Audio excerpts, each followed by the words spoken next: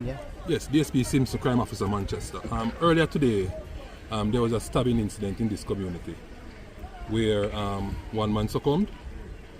Another citizen who is accused as the suspect.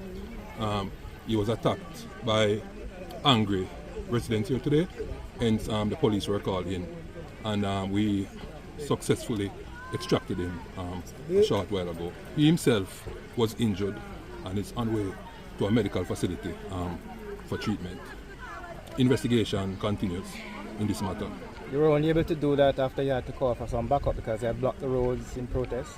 Yes, in a bid to exact justice to this individual. They blocked the road.